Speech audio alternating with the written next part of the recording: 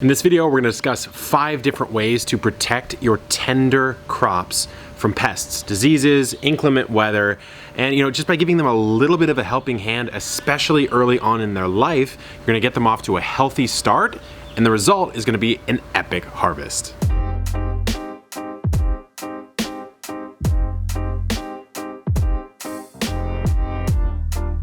Kevin Espiritu here from Epic Gardening, where it's my goal to help you grow a greener thumb. And growing a greener thumb involves protecting your sensitive young crops. We protect them from the cold, protect them from pests, and if you watch to the end of the video, protecting them also from too much sun and too much heat. There's a bonus tip at the end for that. Now, before we begin, I will say that this video is sponsored. It's sponsored by Gardener Supply Company, who are an employee-owned gardening products company based in the East Coast that I've worked with for years. So we're using some of their products to showcase the different methods that you can use. And I think you're really going to enjoy some of these clever things that they've come up with, but these are all tried and true methods that people have used for decades and decades. So there's certainly ways to DIY it as well. Everyone, I forgot to mention that if you want 20 years of pest and disease prevention in the garden, make sure to cultivate the like button. And without further ado, let's get into the video. Crop protection method number 1. The pop-up crop protector. That is the easiest thing you're ever gonna get as far as protecting your crops. The thing that I like about this is, let's say, like has been the case here, even in San Diego, I know something's gonna get absolutely blasted by rain. If you're in a colder zone, sleet, hail, snow, and you have some tender seedlings. I have some tender lettuce seedlings here. These are maybe 2 weeks old. They still can get a lot of damage from a frost. They can still get a lot of damage from really heavy rains. And so if I know that and I have a small bed, let's say I have maybe a 2 by 4 foot bed, I can come through with this, compact's pretty small, and then we come in, boom, boom. And then the bonus that you can also use this for is you can use it basically to force spring to come earlier. So if you have a nice seal over the top of the soil, your temps go up 5-10 degrees Fahrenheit, your humidity goes up. So let's say you've direct sown some carrot seeds, and carrot seedlings, once they germinate, they just can't dry out or else they get absolutely destroyed. They will not survive it. So you could do is you could throw a little bed of carrots in here, pop this over the top as soon as you start to see germination or even beforehand, and now you've protected that soil, you've protected those carrots, and so you're actually gonna get germination. Really, when it comes to carrots, as soon as you get them past germination, you're good to go. So something like this, the pop-up crop protector, can be a fantastic way to do it, and it's made out of a really sturdy material. So it's not going to get any tears like you'll see with a lot of these, I hate to say it, more cheap materials. Crop protection number 2 is a cloche. A cloche is an old school method of protecting plants. This is the Sunny Forcing Cloche from Gardener Supply. What I like about this one in particular is heavy duty plastic, and it's got a movable vent system. So you can move, let's say it's really gonna be cold, there's gonna be a lot of rain, close the vents overnight, you're gonna be completely fine. Temperatures will be boosted, it's gonna be protected from that inclement weather, and then when it gets a little sunnier or the rain lets up, you can boom, open it up, and now you have ventilation. On top of that, let's say you have it closed, right?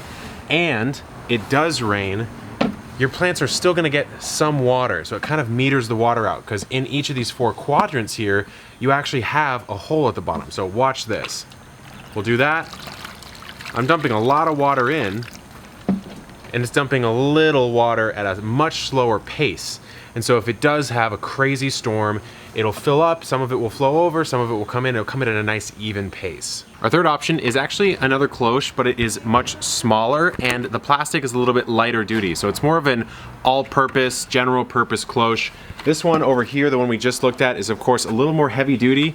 You can see just by giving it a little knock, versus this one, it definitely pushes in a little bit more, but it comes in a set of 6, and it's still got the ventilation. Now the thing that's different is there's 2 ventilation holes on this one, there are 4 on this one, and this one has these little water reservoirs that help a little bit of drainage come through the top. Now the other thing that I like about this one is, again, you can use it on, like, let's say a single tender plant, like this delicious dazzling blue kale here, but ta-da, you have these things called ventilating risers. So if you wanted to add a little bit more airflow, a little bit more humidity, what you could do is just pop this in about 1/3 of the way around each of them. So you come here, don't drop it on your plant, and then you come right here, and you just do one of these. So you can have it floating just slightly above the plant, if I adhere this in there correctly.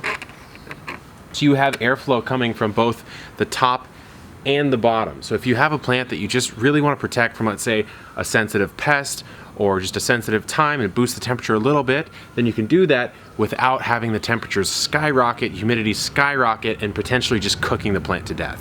Crop protection number 3, a long cloche. This is the cool weather row cloche. The thing I like about this one is not only does it fit a really narrow bed, so if you have a 2x4, 2x8 foot bed, really common style for many gardeners, but it's extendable. And so you can take another one. If I had a really long bed, like I was mentioning, a 2x8 for example, I could just move this over, connect this to this, and then I could then put the end pieces on. And speaking of the end pieces, this is what those ones look like. So you can get full enclosure. You just pop an end on just like this. So let's cover our beans up right here. Boom. Beans are covered. And then the back of our kale is also covered over here. The other thing that is really nice is you do have the ventilation up top, similar to our medium cloche that we showed you earlier on in the video. Then let's go ahead and make it rain. And you still have nice drainage through the top, so you do get some flow of water, even if you're trying to protect it from inclement weather. Now we're getting into one of my favorite methods, not only for cool weather protection like we've been talking about, but also pest protection. So if you've ever struggled, as I have, with any of your brassicas, your kales, your cabbages, your lettuce, any pest that flies and then lands and lays eggs, row covers, floating row covers, they're gonna protect you. I can't get through this, your bugs can't get through this. It's the perfect solution. So the thing you'll need is something to hang it over, right? So these are the super hoops. What we'll do is we just take them and you just bend one. These fit actually really nicely in the raised beds that I personally love, the Birdie's raised beds. So let's go ahead and assemble this and we'll talk about it.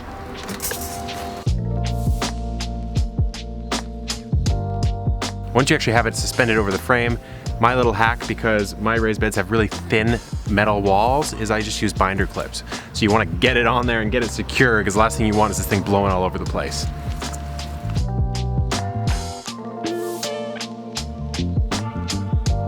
So our floating row cover is set up, and let's think now about what we've actually done.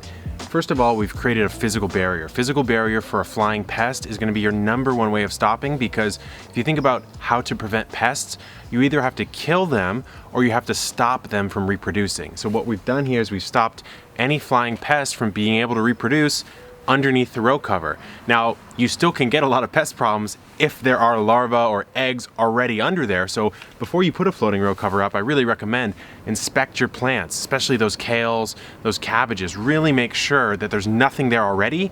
Then put your floating row cover over, and then you can rest assured that you're not gonna have a whole lot of pest pressure. When I grow cabbages, especially here, I get cabbage worms like crazy. And I do this every single time, and my cabbages blow up because they don't get attacked early on in their life. Now, another thing you do here is you can extend your season. So this is gonna help your beds cool down slower in the fall and warm up quicker in the late winter to early spring, because remember, you're going to be creating a little bit of a more hot and humid environment under here. And a lot of you might be saying, okay, well, that's all fine and good, but you might be losing some light. It still lets about 60% of light through. So when you're growing something like a shade tolerant green, we've talked about that in a recent video, then it's still fine. And remember, I would prefer to use this at the early stages of life when the plant's not hyper hungry for light, there's not tons of leaves on the plant, and then get it off to a good start. Once those temps warm up, once the pest pressure might start to cool down a little bit, or the plant's healthy enough to combat it, then you go ahead and deconstruct this. All right, warm weather gardeners, I did not forget about you. I am one myself over here in San Diego, Zone 10B. You guessed it. Our final one, our bonus pick, is shade cloth. Now, shade cloth is really interesting. It comes in a lot of different types. There's a lot of different varieties. So again, this is the one from Gardener Supply. It's a 50% shade cloth. What that means is that 50% of the light is cut out, which means that when we drape it over, like we will do, and we have done with our frost blanket, we have now protected our sensitive lettuce. Let's zoom fast forward through spring. Now we're in the summer. Now, you're gonna get crazy bolting on lettuce and a lot of sensitive greens, and even just one day of heat can kind of ruin the flavor and really just mess with the crop.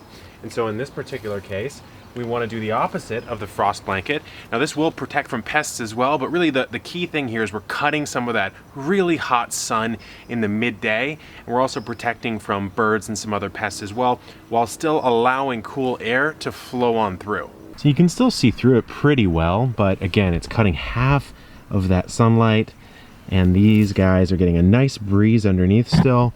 And so you're going to slow down the bolting. They're going to stay nice and sweet, not so much bitterness into them.